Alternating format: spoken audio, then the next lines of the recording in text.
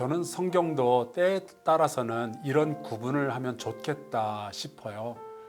예언서, 복음서, 서신서, 역사서 그런 거 말고 미성년자 관람불가, 15세 이상 관람가, 12세 이상 관람가 혹은 전체 관람가 이렇게요.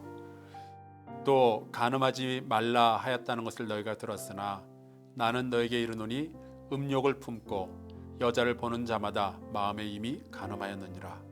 만일 내 오른 눈이 너로 실족하게 하거든 빼어내 버리라. 내 백체 중 하나가 없어지고 온 몸이 지옥에 던져지지 않는 것이 유익하며 또한 만일 내 오른손이 너로 실족하게 하거든 찍어내 버리라. 내 백체 중 하나가 없어지고 온 몸이 지옥에 던져지지 않는 것이 유익하니라. 오늘 우리가 같이 읽은 이 말씀은 어디에 해당될까요? 제가 보기에는 딱 미성년자 관람 불가입니다. 일단 간음이라는 단어가 등장하잖아요. 게다가 죄를 지면은 눈을 뽑아내라느니 오른손을 찍어내 버리라느니 아무리 버려야 한다고 말씀을 하지만 실제로 그걸 어떻게 찍어버려요? 특히 굉장히 부담스러운 표현들이 나와 있습니다. 자, 그렇다면 이 과격한 말씀에 어떤 지혜가 숨어 있을까요? 여기서 우리가 좀 주목해 보아야 할 표현이 있습니다. 내 백체 중 하나가 없어지고 온 몸이 지옥에 던져지지 않는 것이 유익하니라. 큰 그림을 보라는 거예요. 무엇이 정말로 너에게 유익한지 잘 따져보라는 거죠. 당장의 즐거움을 누리겠다고, 당장 좀 편안하겠다고 하나님을 거역하고 영원한 고통과 멸망 속으로 걸어 들어가지 말라는 거예요. 예수님은 십자가의 고통을 참으시고 그 부끄러움을 감당해 내셨습니다. 왜 그랬을까요?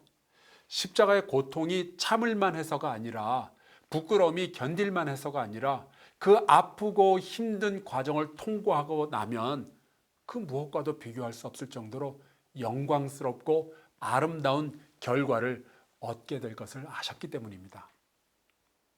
덕분에 저와 여러분이 구원받았잖아요. 그러면 어떤 것이 진짜 지혜인지가 보이죠. 큰 것을 얻기 위해서 그보다 작은 것을 포기할 줄 아는 것이 지혜입니다. 예수님은 우리에게 그 말씀을 하시는 거예요.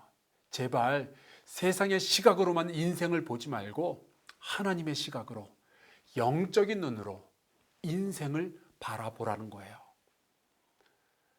여러분, 지옥으로 던져진다는 것의 반대말이 뭘까요? 천국을 소유하는 거죠. 그런데 천국을 소유하려면, 영생을 얻으려면 우리가 포기해야 하는 것들이 반드시 있습니다. 예수께서 마태복음 13장에 보니까 이런 말씀을 하셔요. 천국은 마치 밭에 감추인 보화와 같으니 사람이 이를 발견한 후 숨겨두고 기뻐하며 돌아가서 자기의 소유를 다 팔아 그 밭을 사느니라. 천국을 소유하려면 자기의 소유를 다 팔아버리는 내려놓음이 있어야 하는 거죠. 내가 하나님 나라의 백성이 되려면 내 멋대로 사는 것이 아니라 하나님의 뜻 앞에 겸손히 나의 주권을 포기하고 순종하는 것이 필요한 겁니다. 그게 세상 사람들 보기에는 손해인 것 같고 바보 같지만 절대 아니죠.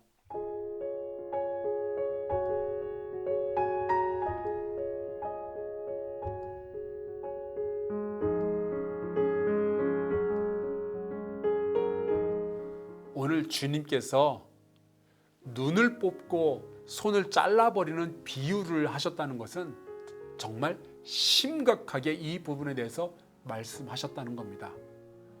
주님께서 심각하실 때 같이 심각해지는 것이 지혜인 줄로 믿습니다.